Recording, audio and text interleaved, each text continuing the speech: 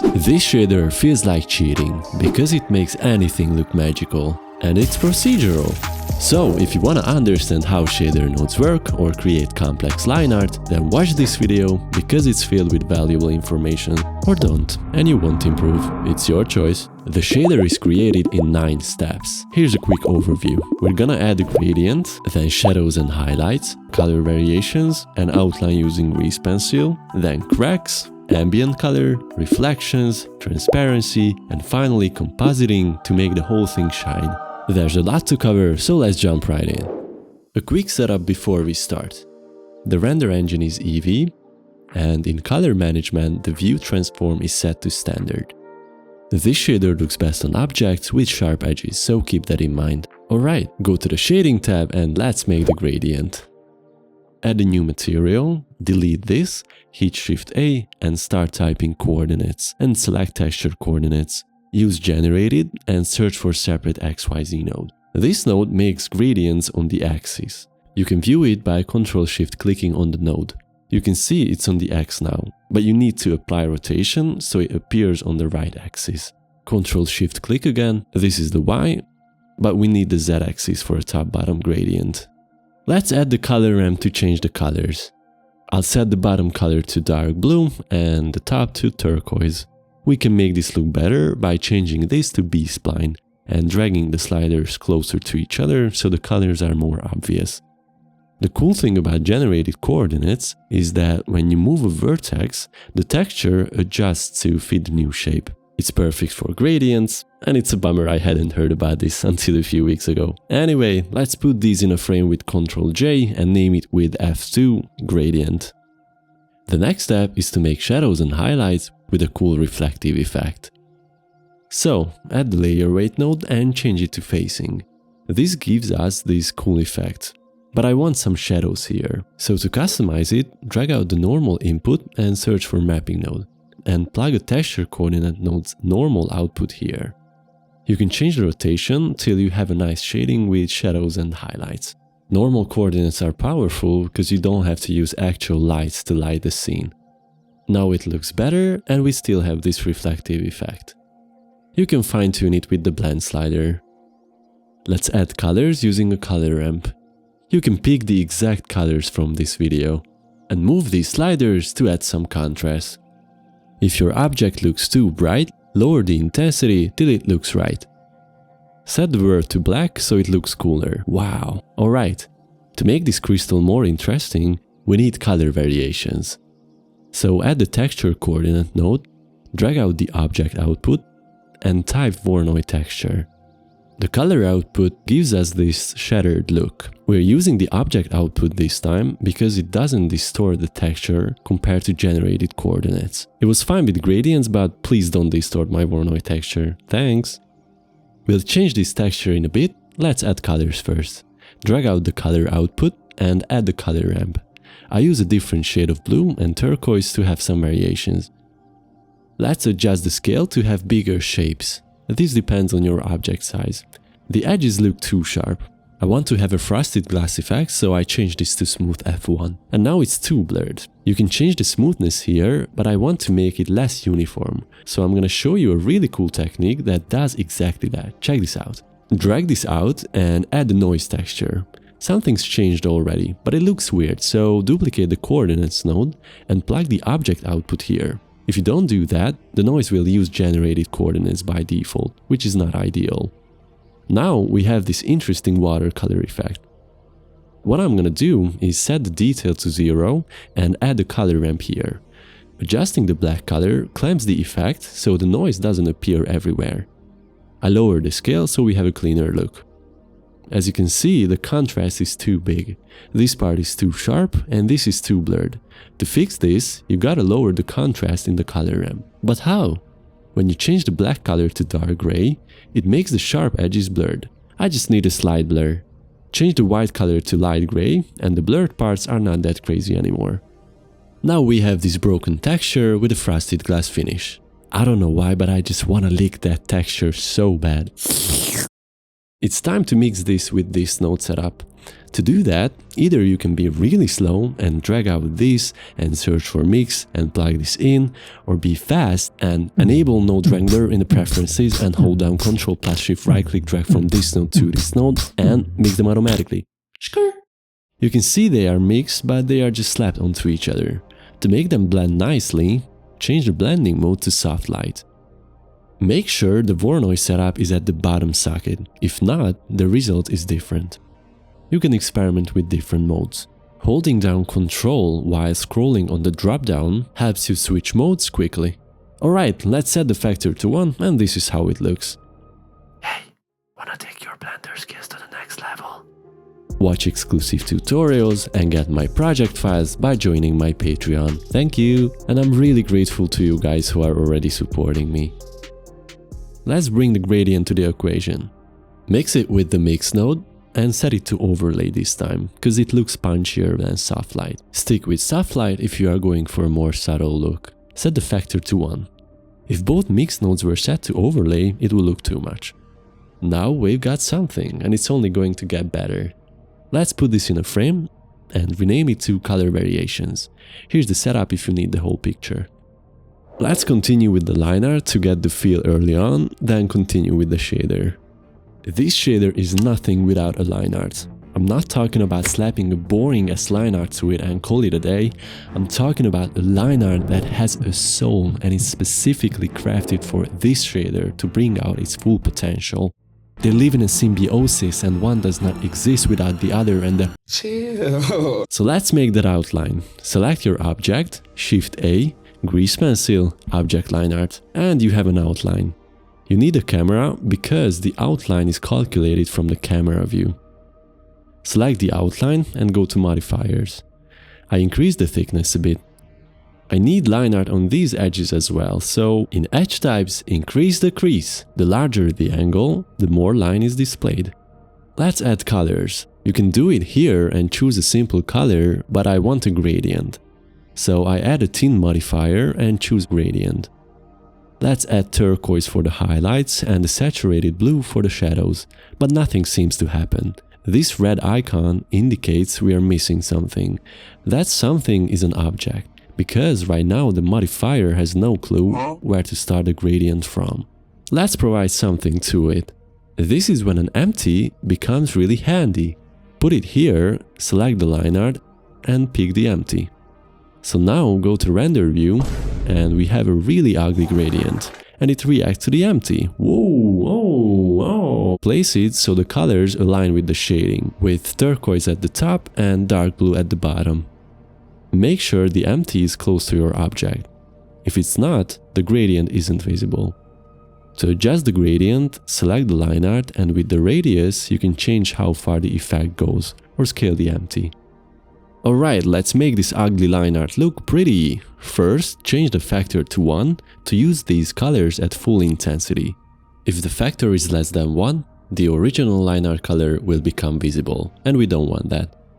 It's still not too convincing, so in Lineart data, set the blend mode to divide, and now they elevate each other. This is some mutualistic symbiosis type shit. Let's increase the radius to make the bottom part more visible. I changed the world to a dark blue, now everything looks better. It's time to make this Lineart look hand-drawn. So add the dot dash modifier, but it looks weird. It's supposed to make cracks in the Lineart. But that ain't no crack, that's a canyon. To tell you why that happens and how to fix it, you gotta understand how Lineart is generated. Lineart has a resolution just like objects do. This resolution depends on how many vertices your object has. Basic outlines look the same no matter what the resolution is. But if you want to create a Lineart with gaps, the resolution makes a huge difference. The lower the resolution, the bigger the gaps. This is because the dot dash modifier removes points to make gaps, and without enough points, the gaps will end up too large. To change the Lineart resolution without changing the object subdivision, use the simplify modifier. So this is what happened. The object doesn't have enough vertices, so it can only generate a Lineart with a few points, and fewer points result in larger gaps. So add the simplify modifier. Add it before the dot dash and choose sample mode. This regenerates the Lineart geometry with evenly distributed points. The length slider changes the distance between each point. I set it to 0.c. What? I set it to 0.03. Now we can play with the dot dash and have small cuts in the Lineart. The dash value is the number of points that makes up a segment, and the gap value is the number of points removed between segments. Play around with them and you can also offset the dashes. The line is too straight. Let's give some character to it with a noise modifier. The noise scale adjusts the level of detail, but this also depends on the line's resolution. I lower the scale and the position so it's a bit more subtle. It might be too subtle, but the fact that it's there makes me feel better, you know. Now comes the last thing, the secret sauce for a hand-drawn outline. The envelope modifier. Hell yeah! It makes the corners round. I set it to deform mode now, but segments mode might look cleaner in other cases. Change the roundness with the spread length, but this also depends on the line's resolution. I set it to 2 to keep it subtle. I forgot to mention that if you find the color too intense, you can decrease the alpha, but it doesn't update automatically. I don't know why. So hit play and pause or go to edit mode and back to refresh it, and you can see it's less intense. Okay, after this I tweak the outline a bit. I make it thinner, make the gap smaller, and play with the offset. And look at that outline, it looks beautiful. I love it. The fact that you are still watching shows that you are serious about improving your 3D skills. If you want to get even better, join my free newsletter and I'll send you 8 wallpapers instantly as a welcome gift. My newsletter is about Blender tips, the latest 3D news, inspiration, special discounts, and updates on my projects. Let's continue with the shader. I'll show you 2 ways to make cracks. You can create them in a simple way or in a slightly more advanced way, but the result looks much better. To make the simple one, select the object and go back to the shading tab. Let's tidy up the space. At the texture coordinate node, we're gonna use the camera output and add the Voronoi texture. The camera output uses the camera space, so when you rotate the scene, the texture rotates with it. When you move the scene, the texture moves with it. Basically, you are the center of attention. Change the texture type to distance to edge. To fine-tune the look, add the color ramp, change it to constant, drag the slider, and we get cracks. You can change the scale here. What I don't like about this is how sharp the corners are. It doesn't look hand-drawn. So I'll show you the better looking option. Let's switch back to F1 and delete the color ramp. Duplicate this with Shift-Ctrl-D to keep the node connection. Switch this to Smooth F1 to get round corners, but we also need the sharp edges from the other texture. So drag out distance and add the math node. Plug the other texture here and choose subtract. Now we have sharp lines but also smooth corners. To make it less blurry, add the color ramp and choose constant. When you drag the white color stop, you see this alien texture. It doesn't look like cracks because the corners are too round. So decrease the smoothness and adjust this again. Now it's better. Let's keep lowering the smoothness, but it's getting harder to adjust the color ramp. So I'm gonna duplicate this and change it to divide. And now when I adjust the value while holding down Shift, I can set it more precisely. I set the smoothness to 0.11 and tweak the divide till the cracks become visible. You can still adjust the color ramp, but use the position slider because it's more precise. You can see the corners are still round, but the cracks are too small, so let's change the scale. Whoa, what is going on? Remember, we are using 2 textures, so we should scale both at the same time. But how? Drag out the scale, type value, and with this we can output numbers. Plug the scale into it, and now both scale values can be changed at the same time. Let's make it smaller so we have less cracks. But now they are too thick, so decrease this value.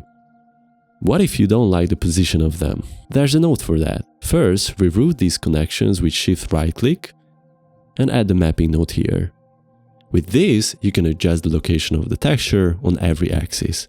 If you don't like how this texture moves, switch to object coordinates to make it static, but it will look good, trust me.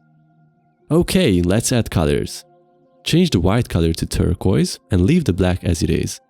By the way, if you are having a hard time selecting color stops because they are too close to each other, just select them with this. The cracks are done, it's time to add them to the shader. Mix it with this mix node using Ctrl-Shift right-click drag and switch the blending mode to color dodge. This blending mode removes the black color and blends the light color nicely with the shader. Setting it to 1 makes it too intense, so I decrease it to around 0.75. Now we have nice cracks. Frame this and rename it to cracks. Look at them, do you think they are cracking jokes? The next step is to add ambient color in the darker areas to make the shader more interesting. So, add the mix node and choose a color. Lilac works well with the scene. I don't want this color everywhere, so I need a mask that keeps the top part as it is and thins the dark areas, in my case the bottom part. So let's make that. Add the texture coordinate node and use the reflection output to make the ambient color look like a reflection. To limit the reflection to the bottom half, add the separate XYZ node and view the Z output. We need the white part at the bottom. To do that, add the mapping node, place it here, and rotate it on the Y-axis till it's at the bottom part. Let's check how it looks when the object is rotated. There's too much white showing that will become the ambient color, which we don't want. So I'll move it down along the Z-axis until only a small part remains white. Perfect! Let's add the math node and set it to multiply to change the intensity. Plug this into the factor and voila, we made ambient color. Not so fast, because when you rotate it, you can see it's too intense, so set the blending mode to color and change the intensity with the multiply. And now when you rotate it, it looks nice. Let's put it in a frame and rename it to ambient color. This color adds a nice touch to the shader. I know the shader looks a bit intense, but the transparency will fix it. Before making that, let's add reflections. This small yet crucial detail tricks your mind into thinking it's a shiny object. So let's make 2 diagonal lines. Add the texture coordinate node, use the reflection output, and add the separate XYZ node. Use the Z output and we can turn this gradient into lines with a color ramp. Switch to constant mode and drag the Y stop somewhere, it doesn't matter for now. Add the new black color stop with the plus button and drag it to this side, and this is the line. But you don't see the line on the object, so add the mapping node and scale up the thing. Now we can see the line. Let's adjust this quickly and make the second line by adding a color stop using a shortcut. Click here while holding Ctrl. Ta-da! Make this white. Add another stop and make it black. Adjust them till the second line is thinner. It looks better that way. Visually more balanced, to sound smarter. To make it diagonal, change the rotation on the Y-axis. I set it to -20. Let's make the lines bigger with the scale so it looks more realistic. And now when you rotate the object, the reflection is reflectioning. The settings depend on your object's shape and size, so you gotta figure out what looks best for you. Let's use a color ramp to make the white part turquoise. Alright, it's time to add it to the setup with the mix node. Set the blending mode to add and the factor to 0.8. It looks nice. Frame it and rename it to reflections. The last ingredient for this shader before I show you some compositing tricks is liking this video. Haha, I mean making it transparent. The first thing is to convert this setup to a shader. So add an emission shader. It looks the same, but you can change the strength now, but don't. The reason I did this, because now I can mix it with a transparent shader, not with translucent, transparent. So mix it with Ctrl-Shift right-click drag. Now we got a mixed shader. Make sure the transparent is at the top socket and the emission at the bottom. Adjusting the factor lets you make the shader either more transparent or more emissive, but it looks noisy. To fix it, go to Material Settings and switch the render method to blended. Now it's clean. Make sure transparency overlap is enabled, if not, you won't see the inside faces. The transparency is too uniform, so I'll need a factor to spice it up.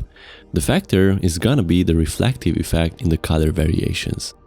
The light parts will be less transparent, while the darker parts will be more transparent.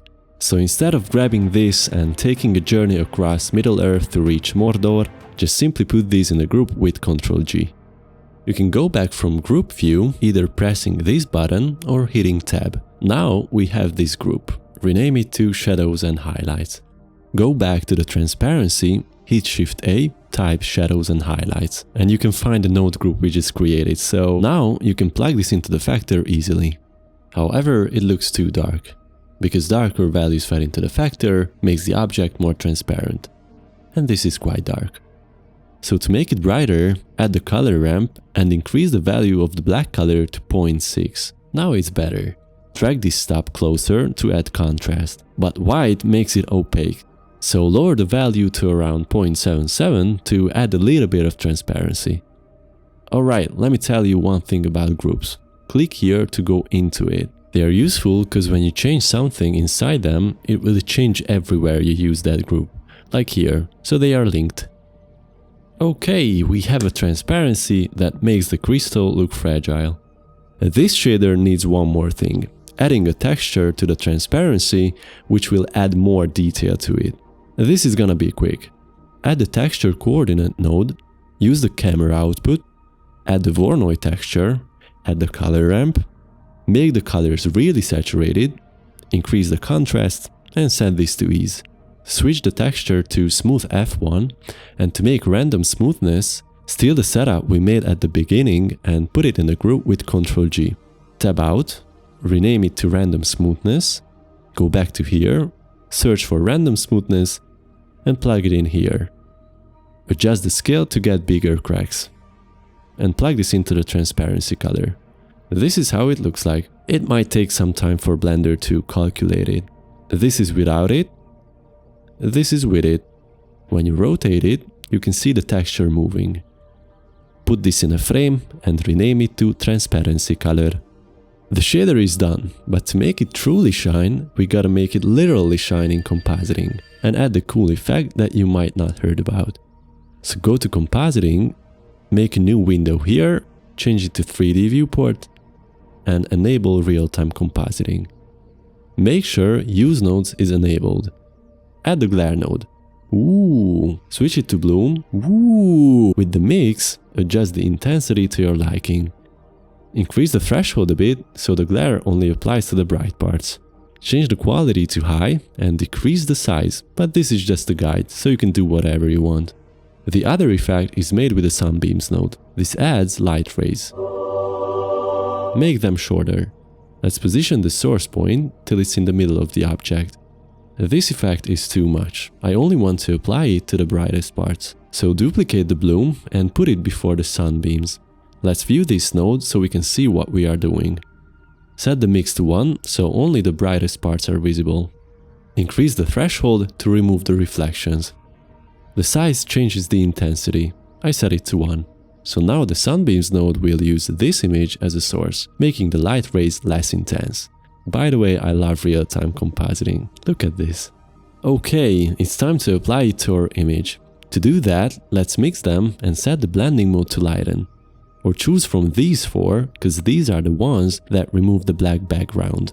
I lower the intensity, because this is just a small detail. And this is how it looks. Something to keep in mind when you render the image, the effects get a bit more intense, because of the higher resolution, I think. Oh, we have a warning here. To render grease pencil, enable combined and Z passes. Let's do that. Go to view layer and enable the Z pass. You can make the scene look more magical by adding tiny spheres. I'm using the Stardust tool from my asset library called Celeste Tools, which speeds up the process of adding details. Get it on Gumroad. Congrats, you completed the shader. Drop a diamond emoji in the comments so I know who put in the work to level up their knowledge. Watch this video next to take your skills even further.